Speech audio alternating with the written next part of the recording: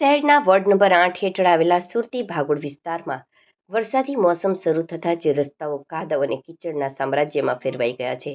પરિસ્થિતિ એટલી વિકટ બની ગઈ છે કે સ્થાનિકોને માત્ર દૈનિક અવરજવર જ નહીં પરંતુ અંતિમ યાત્રા કાઢવામાં પણ ભારે હાલાકીનો સામનો કરવો પડી રહ્યો છે. તાજેતરમાં કાદવથી લથબથ રસ્તા વચ્ચેથી ભારે મુશ્કેલીથી એક અંતિમ યાત્રા પસાર કરવાની ઘટના સામે આવતા સ્થાનિકોમાં પાલિકા તંત્ર સામે ભારે રોષ ફેલાયો છે. સ્થાનિકોના જણાવ્યા મુજબ વર્ષોથી રસ્તા, ગટર અને ડ્રેનેજની સમસ્યા યથાવત છે. અનેક રજૂઆત છતાં કાયમી ઉકેલ ન આવતા વરસાદ પડતા સમગ્ર વિસ્તાર કાદવમય બની જાય છે.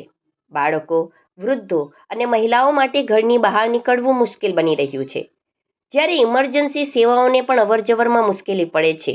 રહીશોનો આક્ષેપ છે કે ચૂંટણી સમયે વિકાસના મોટા વચનો આપવામાં આવે છે, પરંતુ મૂળભૂત સુવિધા હજુ પણ અધૂરી છે. જીવતા હોઈએ ત્યારે તો મુશ્કેલીઓનો સહન કરીએ જ છીએ, પરંતુ હવે મૃત્યુ બાદ પણ કાદવમાંથી અંતિમ યાત્રા કાઢવાની ફરજ પડે છે તેવી વેદના સ્થાનિકોએ વ્યક્ત કરી હતી. સ્થાનિકોએ અંકલેશ્વર નગરપાલિકા પાસે તાત્કાલિક ધોરણે રસ્તાનું સમારકામ, યોગ્ય ડ્રેનેજ વ્યવસ્થા અને કાયમી વિકાસ કાર્યો હાથ ધરવાની માંગ કરી છે. જો સમયસર સંતોષકારક કાર્યવાહી નહીં થાય તો આગામી દિવસોમાં સમગ્ર વોર્ડના રહીશો દ્વારા ઉગ્ર આંદોલન અને વિરોધ પ્રદર્શન કરવાની ચીમકી ઉચ્ચારવામાં આવી છે. ઘટનાની ગંભીરતાને પગલે અંકલેશ્વર નગરપાલિકા પ્રમુખ જિગ્નેશ અંદાડિયા અને ચીફ ઓફિસરે તાકીદે સ્થળ મુલાકાત લીધી હતી. પ્રમુખે જિલ્લા પંચાયતના માર્ગ અને મકાન વિભાગને ચોમાસા બાદ કાયમી રોડ બને તે પૂર્વે તાત્કાલિક અહીં મેટલ વર્ક કરી રસ્તો દુરસ્ત કરવા તાકીદ કરી છે. આ ઉપરાંત જિલ્લા પંચાયત અને જીઓડીસી અને બંને સરકારી વિભાગો સાથે સંકલન સાધીને કામગીરી ઝડપથી પૂર્ણ કરવાના આદેશ આપ્યા છે. વોર્ડ નંબર 8માંથી જે કાલે વિડીયો વાયરલ થયો હતો તેના હિસાબથી આજે જે પ્રમુખ સાહેબ જોવા આવ્યા હતા. પ્રમુખ સાહેબને અમે અમારી બધી કમ્પ્લેન કીધી કે જે અમને જે પ્રોબ્લેમ થાય છે તે એ લોકો એમણે જોઈ છે ને એમણે અમને આશ્વાસન પણ આપ્યું છે કે જો આ પ્રોબ્લેમનો અમે વહેલી ટકા નિવારણ કરી લેશું. જાતે પ્રમુખ સાહેબે આજે અમારા જે પીવાના પાણીમાં જે ટગારા પ્રમુખ સાહેબે 3 વાર ટગારા ઊંધાવાળી જોયા, તે પણ પાણી ગંદુ આવ્યું. તે પણ પ્રમુખ સાહેબે કીધું કે કંઈ નહીં, એમને વિશ્વાસ નહીં થયો. એમને 3 વાર એમને પાણીના ટગારા ઊંધાવાળી જોયા કે જો પાણી એ લોકો કદાચ ખોટું બોલતા હોય તો એમણે જોયું. એમણે આશ્વાસન આપ્યું છે કે પાણીની લાઈનને અમારી પર વિશ્વાસ રાખીને તમે એ કરો કે થોડા દિવસ માટે તમે રાહ જોઈ શકો છો, તે પછી અમે તમારું સમસ્યાનું નિરાકરણ લાવી દઈશું. હવે એ જ આશાએ અમે પ્રમુખશ્રી આવેલા, તે આશાએ આજે અમે એમની આશા પર એમના વાતના વિશ્વાસ રાખીને અમે થોડી રાહ જોવા તૈયાર છે. રોડની કેવી સ્થિતિ છે? રોડની એટલી ખરાબ સ્થિતિ છે કે જાતે પ્રમુખ સાહેબ પણ આવતા એમણે ગટરોના ઢાંકણા પરથી કે કાં તો કૂટતા એમણે જાતે આવવું પડેલું છે. રોડની સ્થિતિ તો એટલી ખરાબ થઈ ગયેલી છે કે અમારે ચાલવાનું તો દૂર, પણ છોકરાઓ સ્કૂલ જો જતા હોય ને તો એટલા પેલા આ પાણીની પાઇપના જે એ લાખ્યા છે ને, ભૂંગળા લાખ્યા છે ને, તે લોકોએ જે ખોદેલું છે ને એમાં એક માણસ આખો ઇન્સાન અંદર ઉતરી જાય ને તેટલા ખારા અંદર છે. હવે જો વરસાદી પાણી આવે ને છોકરા સ્કૂલથી આવતા હોય તો જો એમાં પડે તો હવે એની જવાબદારી કોણ લે? તેની જવાબદારી નગરપાલિકા લેવા તૈયાર છીએ. અમે તો વાત કે અમારા છોકરા આવી દે. અમારે છે ને આજે જેટલા જે દિવસની આ બધી પ્રોબ્લેમ ચાલે છે ને તે દિવસના અમારા છોકરાઓને અમે ફરીને ફેસ પાક મારે એની મોકલીએ છીએ.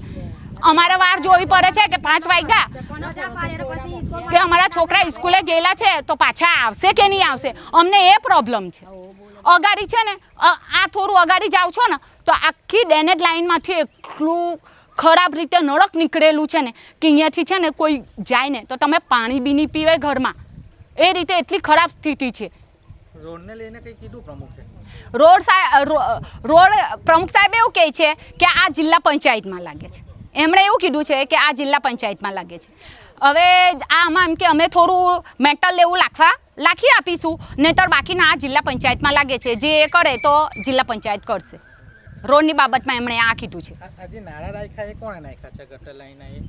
એ જે લાગેલા છે તે કંઈ હવે કોન્ટ્રાક્ટદાર પીએનજીસી કે એ અમને કંઈ ખ્યાલ નથી કે એટલું બધું તેમણે આ લાખેલા છે.